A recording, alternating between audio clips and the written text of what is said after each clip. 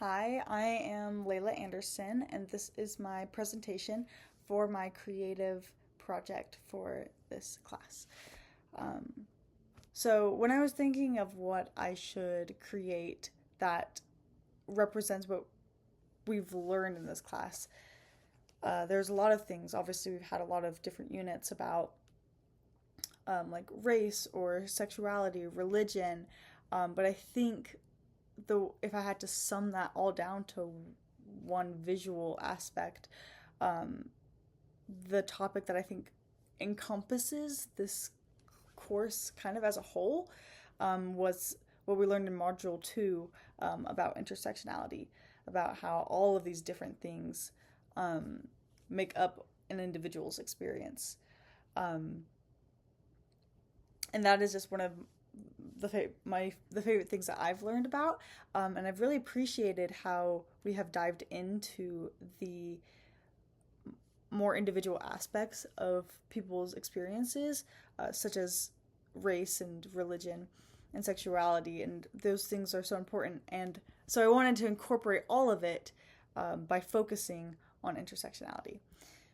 So my art piece that I made is this dissection of a woman who looks like me, um, but it is an anatomical, cannot say that word, dissection of her body. So it's like her face, and then it goes down into these layers, but each layer represents part of her identity that shapes her experience in this society, in this global society.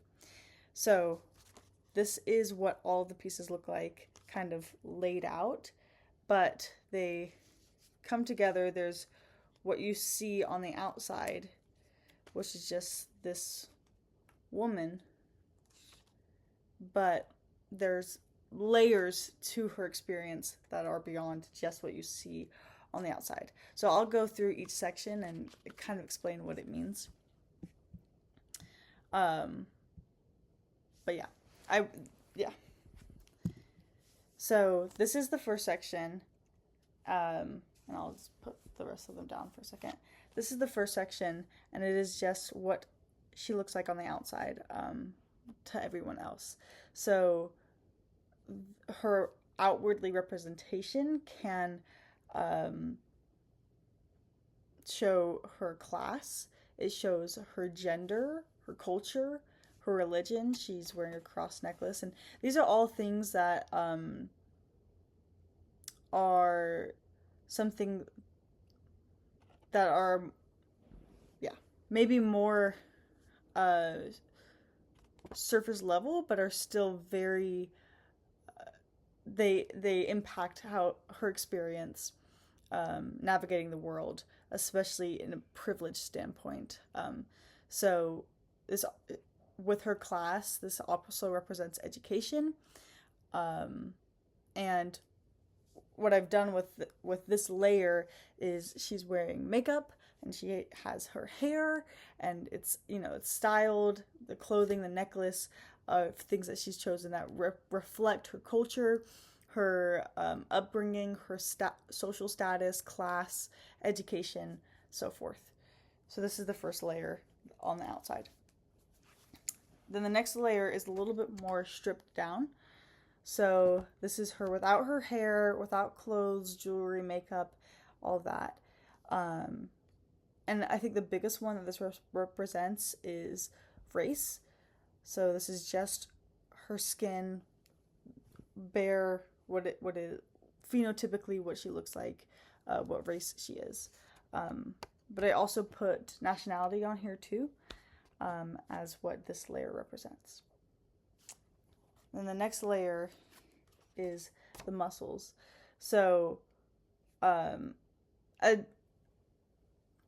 to represent what identity this one represents is I chose sex for it. It's something that has a lot to do with the biological, what muscles you have, what you're born with, and that's definitely something that shapes someone's experiences. But I also was thinking about muscles and like what it means to grow muscles in life, and it has a lot to do with your experiences, like your individual experiences, your hardships, what you've had to grow from and through.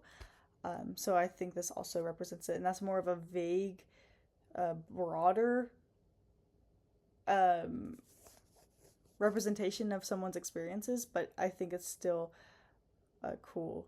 And apologies to all those who might uh, be confused with the autonomy of this. None of this is accurate, but medically speaking. Then the next layer is the skeleton. And you can kind of see the heart poking through the eyes. But the skeleton represents ancestry or ethnicity, something that runs back. It's in your bones, is kind of what people say. And I also put this one as a representation of disability, something that is also to your bone, like it's unchangeable to a large extent, and it can absolutely shape who you are from birth. So this is the skeleton. This is the last section after the skeleton, and this is just some of the important organs that are beneath the skeleton, like the brain, the heart, eyes, and tongue. And the brain and heart, I said that those things, on an individual experience, they can represent ethics, morals, values. But in the topic of intersectionality, I thought the tongue was really important, because that can represent language, like your native language, how you communicate with yourself, with others, and eyes as well, similar to muscles and the muscle layer, and also the first layer. The eyes, I think, are a good representation of people's experiences, what they see, and that also shapes all the way down to their core. Their experiences shape who they are and how they perceive the world from there. So one by one, they all build on top of each other. And this is what I really thought was a good representation of what intersectionality is that there's not one layer really without the rest. You can't just take the muscles and the things and have only one, right? You can't just have your disability and your ancestry and your culture, and that's not a complete person. That's not a complete person's experiences. So there's all of these things that build on top of each other, these layers that create one person and one person's experiences, and how they interact with their society. And they build and build until we see what we see on the outside, which is a woman like this. So this is my project. Some of the questions that I wanted to make sure I touched on. I think some of the biggest areas of growth that I have had in this semester of learning in this class have definitely, I think, been about race. As a white woman, reading White Fragility definitely was a good use of. It helped me reflect on my own experiences and where I could improve, and it also opened my eyes to some things that maybe were less obvious. There's that saying that privilege is invisible to those who have it, and I think I've definitely been a part of that group of privileged people who may have not fully recognized my own privilege, about my race, but then also learning about these other parts of intersectionality, of these other groups of people, and their experiences in religion and in sexuality and gender and all these things and poverty, these things that I maybe have not related to personally myself, but spending these units on it, listening to these TED Talks and the module experience that we just learned about this past week, I think all of those were great learning opportunities for me to better understand the perspective of other people, and why these patterns of experiences are in place, and how we can better the world. I think when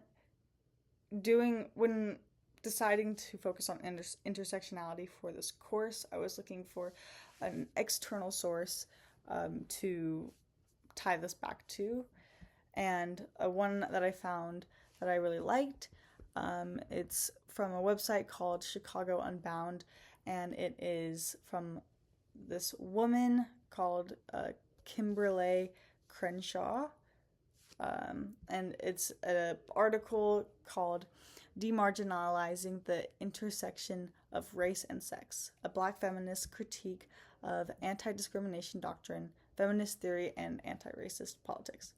So this is a big article that goes into a lot of things about intersectionality, especially between race and sex, as the title suggests. But it's something that she brings up that I really identified with and I really enjoyed reading about, was this idea of the single access. So here's a quote from it. She says, "I will center Black women in this analysis in order to contrast the multi-dimensionality of a Black woman's experience with the single access analysis that distorts these expectations."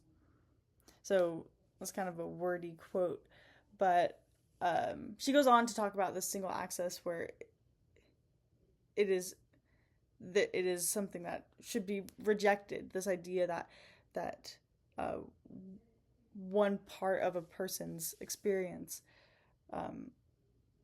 is the whole, when in reality it influences the whole, right? There are layers to it that all influence each other.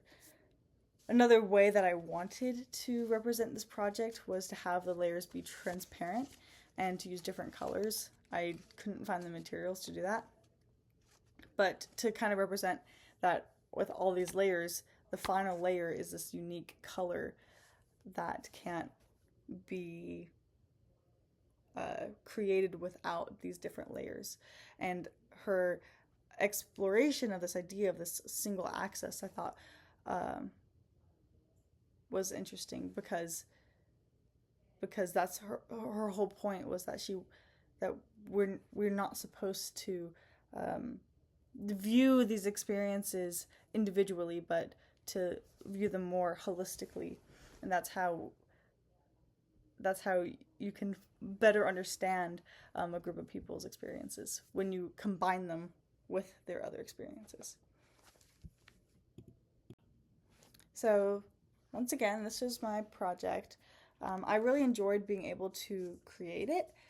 I think having the woman look like me, I just used myself as a reference drawing, but I think it also helped me reflect a little bit more on what I've learned in this class and about these different sections of my life, of where I fall in each of them, what my class and race and sex, gender, religion, what all of these things have done for me, how they have shaped my life, my experiences, and education is a big one that we are in right now, that we are experiencing right now, that I think is currently shaping me and currently shaping my perspective for the better, that I can learn of these experiences. And I'm so grateful to have this opportunity to express my creativity in this class, but also to just have taken this class and have learned so much. I think the things that have inspired this project the most, I mentioned this before, but Module 2 with the identity box, and just learning about intersectionality. And I thought a lot about the past projects that we've done in the race unit and white fragility. And so I hope that you've enjoyed this project, and thank you so much for watching.